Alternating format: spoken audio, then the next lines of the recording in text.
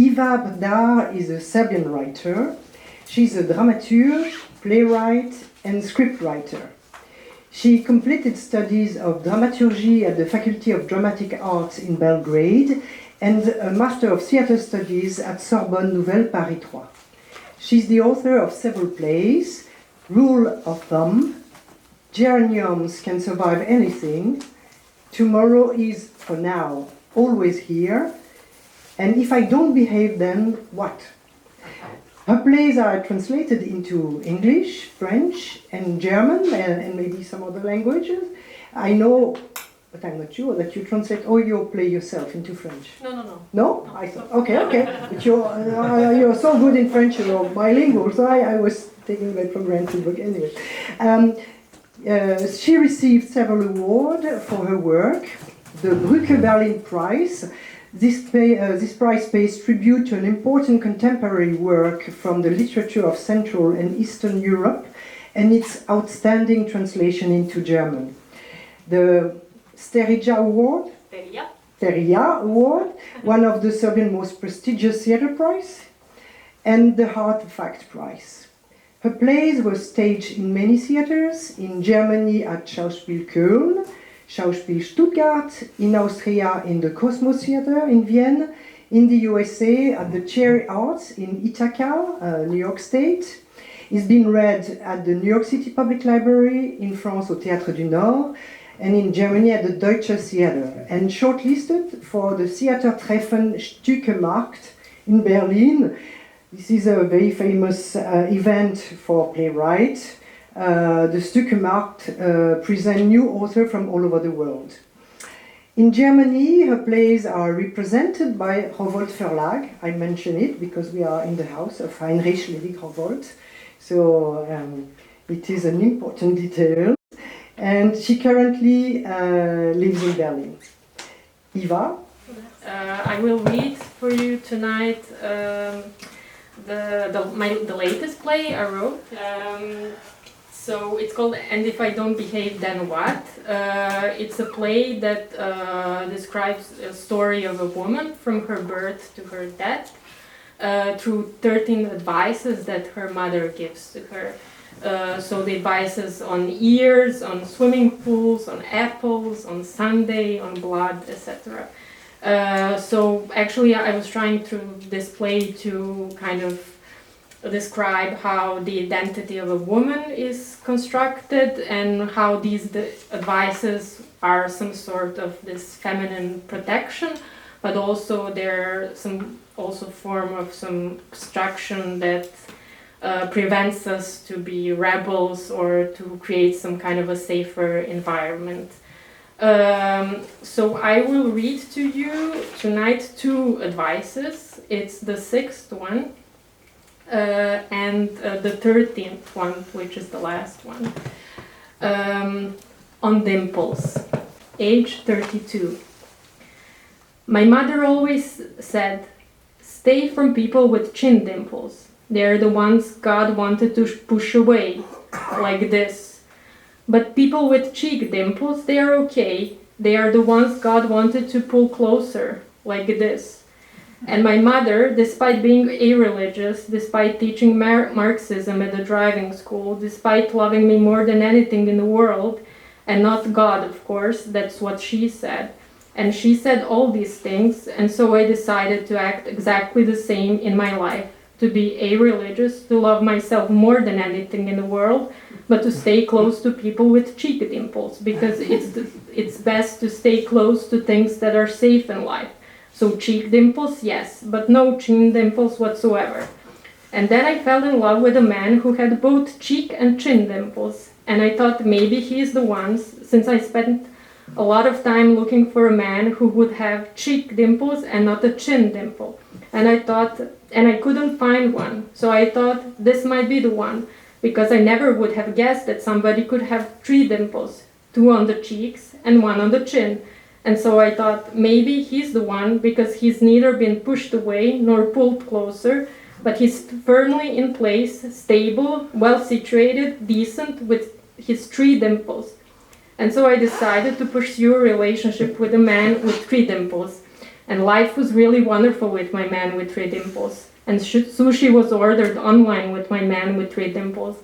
And there was a lot of laughter with my man with 3 dimples, like this, ha, ha, ha. And there was ownership of apartments with fitted kitchens with my man with 3 dimples. And life stood firmly on ground with my man with 3 dimples. Ground, hardwood floor, laminate, carpet, and everybody loved my man with 3 dimples. Women, men, cats, dogs, everybody except my mother, of course, because he had an extra dimple. And I thought my mother must have been wrong, even though she taught Marxism and loves me more than anything in the world. My mother doesn't know anything about dimples. Until one day it happened that my man with 3 dimples simply disappeared, perished, was swallowed up by the ground, and I thought the ground must not be that firm if you can disappear into it. Neither ground, nor hardwood floor, nor laminate, nor carpet. And I thought my mother does know everything after all, and she loves me more than anything in the world. And I wanted to find him somewhere, so I went to IKEA, and I was searching, and I found Ektorp, I found Ivar, I found Rumsmalva, I found Fornuft, I found Ingefara, I found Trostfast, I found Stjarnastar, but I could not find him. And I was searching, and suddenly I found it. I found Fixa, a drill, a mid-quality drill, much like everything else in IKEA, a drill which every household owns, but a drill that can drill decent holes in various types of surfaces using only a little bit of force. And I bought it, and I began looking for him, and I wanted to find him so I could drill a couple of more dimples on any surface of his body, and especially a chin dimple to deepen it, to strengthen it, to emphasize it, so everyone can get a good look at it, so nobody could ever get deceived. And I never found him because he disappeared, he perished, he was swallowed up by the ground. But I sold the drill on eBay, and I struck a good deal. And while I was packing it, the drill accidentally switched on, and it drilled a hole in my artery. And I thought, all things come and go, c'est la vie. And now the 13th, it's called On Gray Hair. It's the last one, age 87. My mother always said, never pull out gray hairs. If you pull one, 7 more will grow, and then you'll be gray. And what are you supposed to do when you're gray? You can't do nothing. You can't do anything.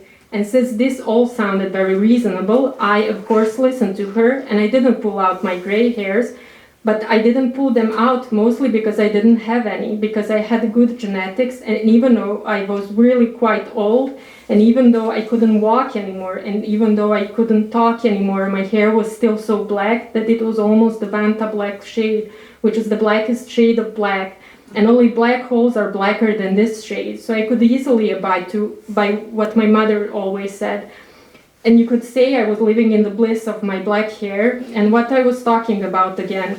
Oh yes, I was talking about gray hair. So one day it happened that I noticed a gray hair which was standing very defiantly and very upright, and even though I didn't want to pull it out, it was standing so defiantly and so upright that I couldn't do anything anymore. I couldn't walk, I couldn't sit, I couldn't think about the future, even though at that point there was no future left to think of, and even though I wasn't moving much at that point, wherever I'd go, the hair would get tangled and twined, stuck in door frames, on walls, on cupboards, and more than anything in other people's eyes. So I didn't know what to do, so I didn't listen to my mother because I had already started to forget things at that point, so I forgot what she said as well. And even though my hands were pretty shaky, I pulled it out with much confidence. And then since what my mother said always was true, I figured that out by now. And I remember that instantly. Then all of a sudden, 7 new gray hairs grew out. And since they were standing defiantly and upright, I pulled them out too. And then suddenly 49 new gray hairs grew out. And since they were also standing very defiantly and upright, I pulled them out too. And then 343 new hairs suddenly grew out. And since they were also standing very defiantly and upright, I pulled them out too. And then 2,401 new gray hairs suddenly grew out. And since they were also standing very defiantly and upright, I pulled I kept pulling them out and pulling them out and pulling them out and pulling them out and pulling them out, all until my entire hair was gray. And then I looked at my mirror, and in the mirror I saw my room, my apples, my PVC chair, my scissors, my drill, my sunscreen, my ibuprofen and diclofenac, my 6-piece cooking set, but I couldn't see myself in the mirror. And despite all the gray hair, all of a sudden my reflection was gone, and I was looking for myself. I kept looking for myself in the mirror, but I couldn't find myself. And I said, no, no, no, no, no, no, no. But there was a reflection of the whole world in the mirror, except there wasn't a reflection of me in the mirror. There was no me in the mirror, and I thought, this is very unusual. Maybe I never even existed. Maybe I was always invisible. Mom, you always said, Mom, if I don't listen to you, Mom, if I don't behave, then what?